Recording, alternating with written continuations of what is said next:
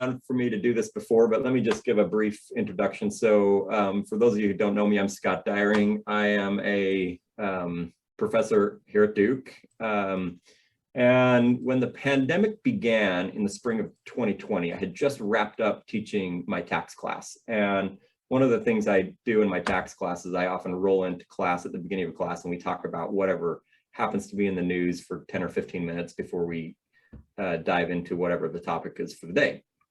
And after class ended and then the pandemic hit and everybody was sent home and the world moved to Zoom, some of my students reached out to me and said, hey, maybe we should continue doing the news thing every so often and do it via Zoom. So we started doing the tax chats at that time, and I did quite a few of them, maybe 15 or so during 2000. And then I started teaching again in the spring and didn't have too much time and lost a little momentum. But the tax world has really heated up in the last couple months, and so I think it's time to do this. So today is the kind of revival of tax chats. I'm going to keep it going weekly, I hope, for the next probably 7 or 8 weeks, because there's so much to talk about. And then if things continue to be interesting, we'll keep it rolling. So if you're interested in this, feel free to join weekly. I'll send out a reminder and drop me an email if you're not on my list and you want to get on the list, and we'll go from there.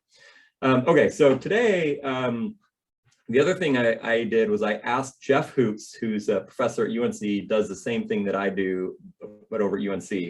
I asked if he would join. Jeff is like, he has a deeper knowledge of tax, maybe, I don't know, deeper, broader knowledge of tax, maybe is the right way to say it, than anybody I know. And in fact, he loves tax so much that he is converting his office, which you can see behind him, into a tax museum. And he has all kinds of tax things. And he told me yesterday his latest thing is he has reached out, or is trying to reach out to Alexandria Ocasio-Cortez to ask if she will donate her dress that she wore to the Met Gala to his tax museum. If you didn't see it, it was a white dress, and on the back, I copied what it had on the back of the dress right there on my board. Tax the Rich was in big red bold letters across the back of her dress at this very formal event. So if anybody can help make this happen, that would be great. I just put a link to the letter that I sent her, and I omitted from the letter that I promise not to wear the dress if she gives it to me. So if you know her, pass that along. So if we can somehow get connected with AOC to get the dress, that would be better than just having the tax the rich on my chalkboard. So there you go. Okay, so in the email I sent, which I hope you saw, I thought I'd try to cover at the most 3 topics today, but we're going to begin with this proposal. These are kind of like the Democrats brainstorming ideas of taxes to implement. And one of them is what is being called the CEO pay ratio tax. And this tax is essentially based on a proposal or a proposed act that Bernie Sanders, I think, initiated, called the Tax Excessive CEO Pay Act of 2021, which has not passed through the legislative process, but it exists.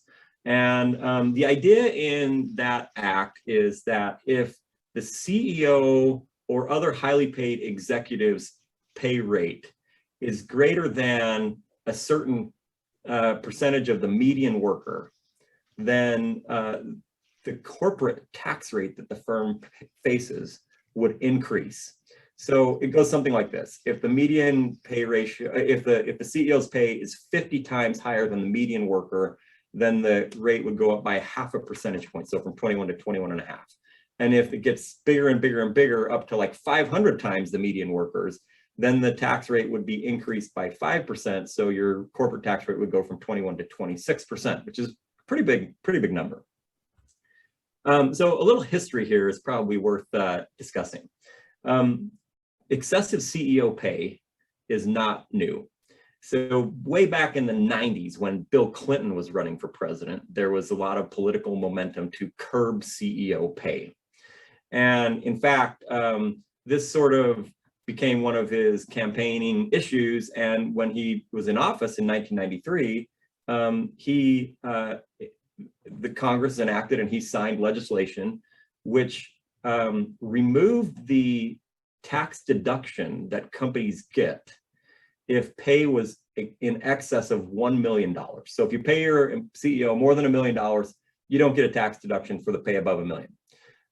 But there was an exception to that, which was you don't get a deduction if it's salary, but if the pay in excess of $1 million is tied to performance in some way, then it is deductible.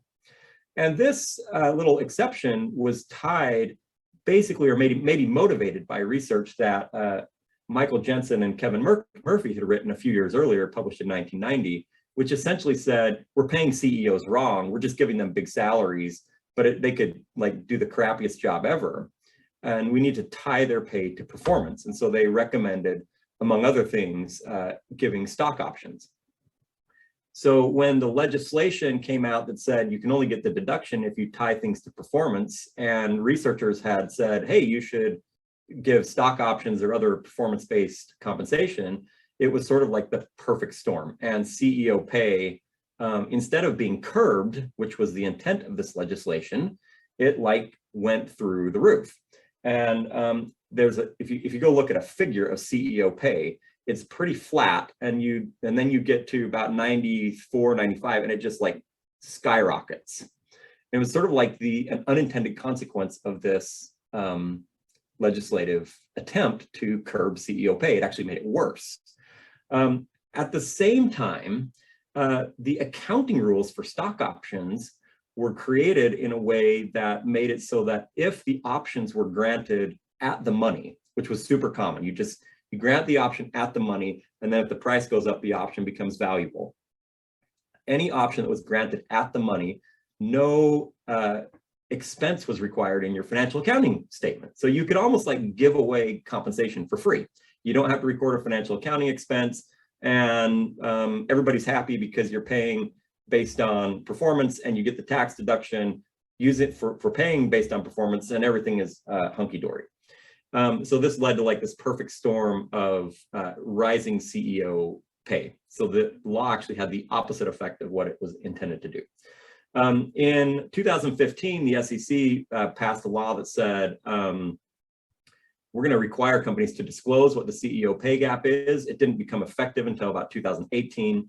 In 2017, Trump came along in the Tax Cuts and Jobs Act of 2017, and they said this $1 million exception is kind of ridiculous. We should get rid of that. And if you pay anybody over $1 million for any reason, then you're not going to get the deduction. And so that was part of the Trump Tax Act. So it removed that weird exception. And now we have the Biden proposal to increase corporate tax rates to as much as 26%, so 5 percentage points higher if you have too high of a CEO pay. What did I miss, Jeff? Did I cover it all? You did a pretty good job, Scott. And so a couple of things that I would add to this is kind of two thoughts. Is one, Scott has used the term excessive CEO pay as if it was actually a thing, but there's really no way to know, like, if a CEO's pay is excessive, right? There's no economic optimization formula, or there's no objective way to say, like, this is too much. It is true that CEOs get paid in the US way more than in other countries, both just in nominal terms and relative to their employees. It's true that they get paid way more now than they used to, but it's difficult to have some objective standard by which to say, like, they get paid too much. Second thing is, let's assume they are getting paid too much and that this is a problem.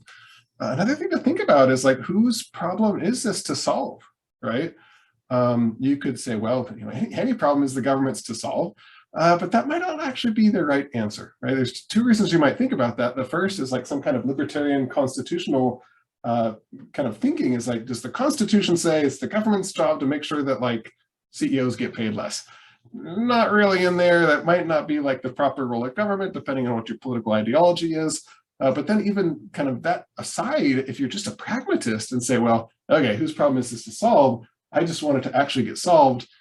the US government's like track record on solving a lot of problems, but especially this particular problem hasn't been that great, right? The last time we tried to solve it, we actually made it worse.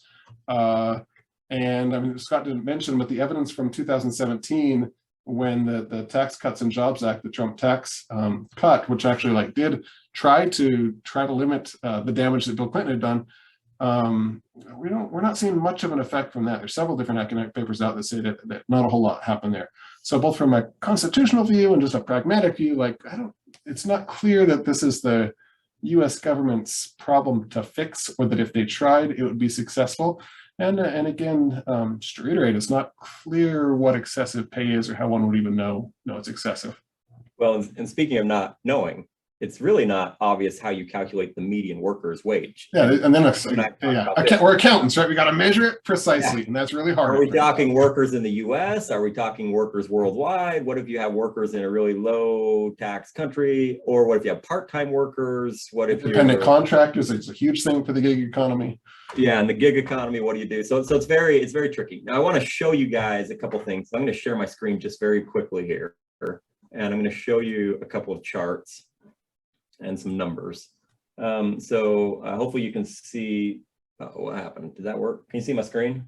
Somebody say yes. Jeff, can you see it? All right, good. Okay. So what I want to show you first is the CEO pay over time that I was just talking to you about. And you can sort of see, here's like 93, 94, and boom, just goes like clear up. And then you'll notice at that point, it starts to track the stock market. That's because a lot of this is coming from executive compensation. Second thing I wanted to show you is this is the most recent disclosures of the median worker pay versus the CEO pay. So here are the firms with the most crazy pay ratios. APTV, Aptiv PLC, 5,294 to 1, Western Digital, 4,934 to 1, The Gap, 3,113 to 1, and so forth. This is like from the S&P 500. So what's kind of fun, I'm going to stop the share. Just you guys can go look this up. I'll try to send these links out a little later. But what's kind of interesting is if you go to say Western Digital and you say, okay, they have a super crazy thing. How much additional tax will Western Digital have to pay if they have their tax rate raised from 21% to 25% or 26% by 5 percentage points? And it turns out that if you take their US taxable income that you can estimate by looking at their financial statements and multiply that by 5%, which would be the incremental tax that they would have to pay. In Western Digital's case, they'd have to pay about 36 million a year in extra tax. They paid the CEO 35 million. So it would sort of double the cost of paying the CEO.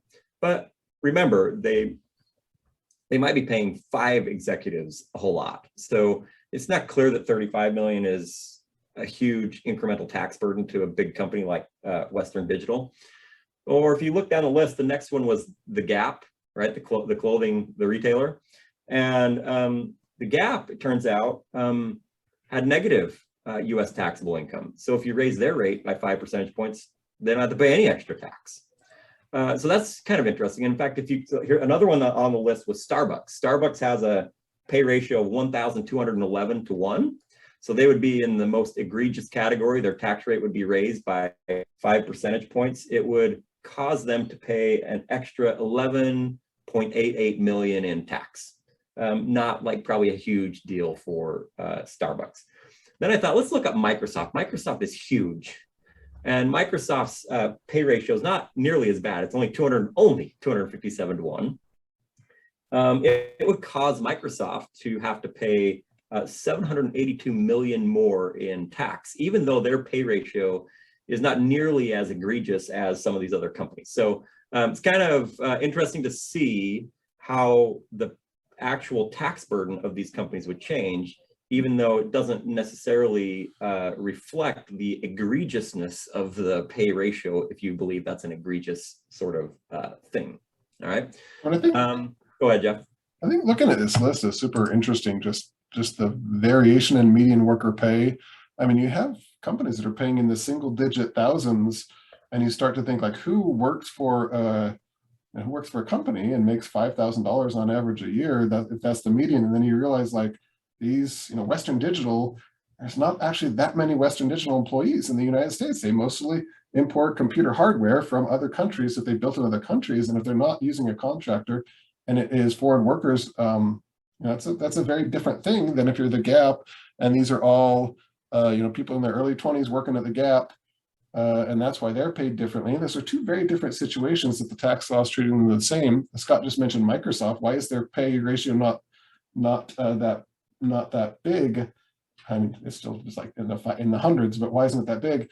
Well, it's likely not because their CEO is so underpaid. It's because their employees are all these people with computer science degrees that are actually paid quite a bit. So, if a ratio is two different things, you can move the CEO pay down or the medium employee pay up, both of which I think the proponents of this policy would be fans of, but they're two different things, right? They're two different policies. Well, and another interesting one, for example, would be Amazon, which never scores very high in these wage things because Jeff Bezos basically doesn't pay himself very much. He doesn't need to pay himself very much. He owns all the stock, so he already owns it all. He doesn't need to get more of it. And then like, what do you do with all that? So it then becomes another accounting question. He owns all that stock. Does he have to sell it to enter into how you've defined how he is paid? If not, I mean, then you have the same problem we have with wealth inequality in general, is you just sit on all this unrealized capital gains and nothing happens. And then you start to think of like the perverse kind of incentives at Amazon. Amazon's an interesting case because you have a lot of super well-paid computer programmers and a lot of super not that great paid people who are just pulling stuff off shelves and put it in boxes at distribution centers. Like one of those things could be outsourced to a company that won't affect your ratio. So if you're Amazon and really want to get around this tax, you just like outsource the distribution centers to some other company, have that contracted out, and like you can get out of this tax pretty well by not having your own employees actually conduct this work. Here's another thing. So we always think about unintended consequences. Tell me what you think about this, Jeff. See, Jeff and I should get paid to sit around in our offices and come up with clever ways that companies could avoid the tax. So suppose that they're going to tax Microsoft, you're going to end up paying 782 million more in tax. What's that going to be based on? I think it would be based on your US income because that's all the US can tax. So what might you want to do if you're Microsoft? Shift more of your operations abroad so that a smaller fraction of your earnings is in the US so that the government can't take as much of it when they raise your rate from 21 to 28%. And especially now that we have a territorial tax system, unless they change that rule, I think it would be out of the reach of the US government. So one unintended consequence of trying to help US workers might be that we might hurt US workers by shifting all of our jobs abroad. It depends on how they define the tax. We certainly have the legal ability to tax worldwide income, whether they'd be willing to do it or not. I think it's just interesting. You think there's several different parameters, all of which can move, and all of which companies can move, and several of which, if they did move, would have like counterproductive policy outcomes, and they would not be what the proponents of this policy. It's a little bit like whack-a-mole, right, Jeff? You put one thing up and then you, it's like another spot pops up. And but it's like whack-a-mole where like every mole that you whack, it actually makes that mole like more powerful. Your goal was to kill the moles, but they actually like thrive off of getting whacked, and that's like their food, and they get bigger and stronger. Yeah, exactly.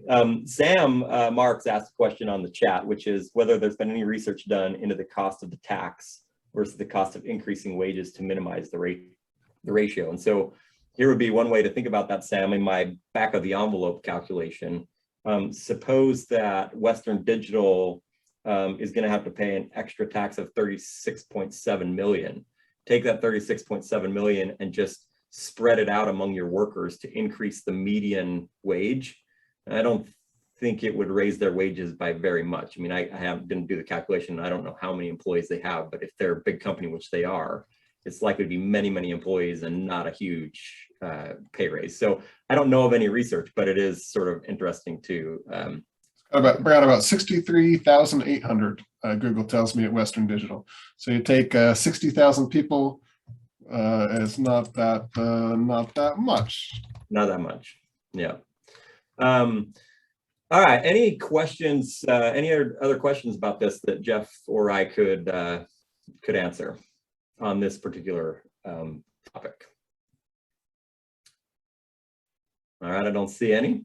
So let's maybe move into then talking about, actually, I don't know if we really have time to talk about repurchases, Jeff. So maybe what we ought to do is talk about the third thing which I sent, which is raising the corporate rate from 21%. Depending on where you look at it, it could be 26.5%, could be 8%, 27%. It sort of depends on who you're talking to. So again, let me just give a little bit of history. So the US rate, corporate rate, used to be very high back in like the 70s and early 80s, like 45%, 50%, something like that. In 1986, the Reagan administration cut the corporate tax rate to 34%. And it stayed at 34 until the Clinton administration, which raised it to 35%.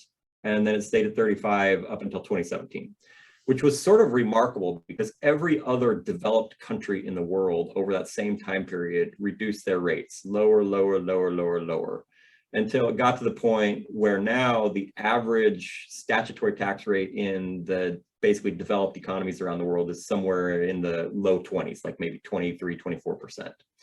So when the Tax Cuts and Jobs Act was passed, part of the motivation for reducing the tax rate was to bring the US tax rate in line with other developed countries' corporate tax rates. And in typical Trump fashion, it wasn't okay to just kind of go down to what the average was, but you got to beat the average, right? So when instead of 25, it was 21. That's a huge drop from 35 to 21 is a 40% reduction in the tax rate, which is really like enormous. What the Biden administration is proposing, and really a lot of the Democrats even campaigned on this, day one, we're in office, we're going to repeal the Trump tax thing. And part of that repeal is we want to tax the big corporations at a higher rate. The contention then becomes how high? And, some want to split the difference. And so go up to something like 28, which would be kind of halfway between where it was and where it now is. Some of the more centrist Democrats like Joe Manchin are saying, I'm not going to go that low or that high. It's not going to happen. Maybe 25% is the highest I'm willing, because the Senate is so divided. They're sort of forced to get every Democrat on board if they want to pass this. And so it'll be interesting to see. But it's looking like there's a possibility, a decent possibility, of a rise in the statutory corporate tax rate. What do you see as implications of this, Jeff? Anything? So it's interesting, like they're debating back and forth about how high should it be. There's really no objective rate. They just want it higher, right? Higher than it currently is, lower than it was, because even Democrats under President Obama were pretty in consensus with saying we should decrease the corporate tax rate. They just didn't ever get a chance to do it. The effects are, if you increase the cost of something, that is investing in corporate capital, you may well see less of that, or less investment in corporate capital in the US specifically, because you haven't changed the rate outside of the US. There is some academic evidence that corporate tax rates do affect corporate investment, so you might see less corporate investment. And so the question becomes, like, the stuff that we're going to buy with this money, the stuff that the US government's going to buy with this money, is it more valuable than the investments that the companies would have done with this money? It gets kind of pretty philosophically deep pretty quickly about like what you think is the government's ability to spend money versus a private business's ability to spend money. How much do you think this rate change is being driven by kind of different? So there's different objectives in the tax code. One objective is to raise revenue. Another objective is to redistribute wealth. And another objective is to encourage or discourage behavior. And you mentioned the encourage or discourage behavior when you talk about investment. So if I raise rates, I might discourage investment because it makes it more costly to invest, and I, maybe earn less profit on my investment.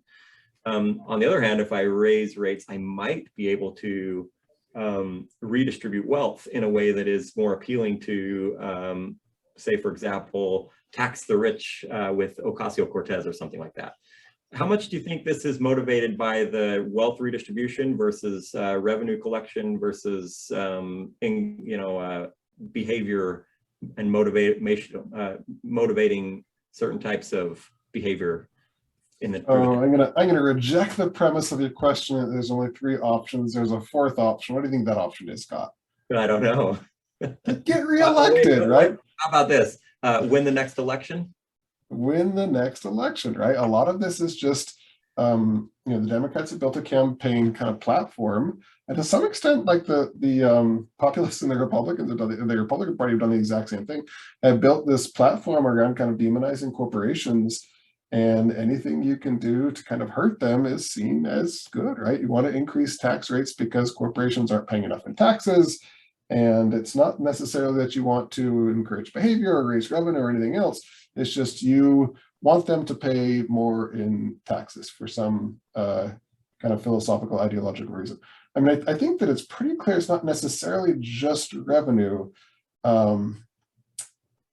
Corporations right now pay about 10% of the taxes that are paid, remit about 10% of the taxes that are emitted through the corporate income tax, which isn't a whole lot. Like, that's not where most of our taxable income that we tax is coming from.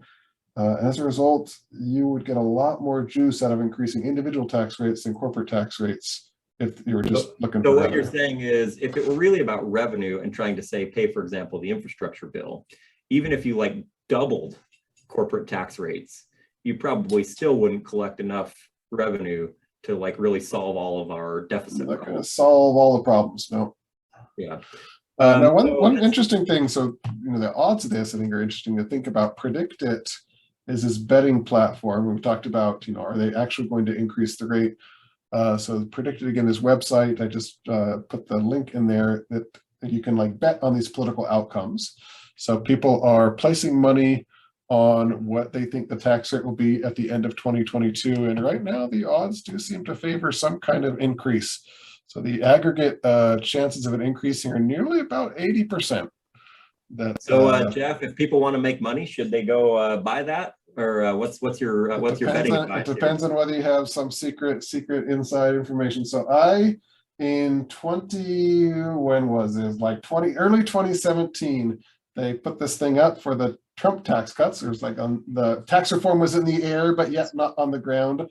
And I actually invested in PredictIt. I made a bet, big money, $10 I put down, that we would not get a tax rate cut, and we did. So I lost my $10. So I might not be the best person to ask about how to make money on PredictIt so far. So what have you done with this one? What have you done with this one? And we'll make sure to do the opposite. I have not invested money in this. I'm the one that suggested this market and why they put it up, but I have not invested in my own market yet. Okay. Well, we're out of time. It's 30 minutes. If anybody has any last questions, now is your chance. Anybody have anything they want to chat in or raise, speak now or forever hold your peace, I guess is the way we shall say it. All right, that looks like it. So next week we're going to hit repurchases, the new tax on repurchases.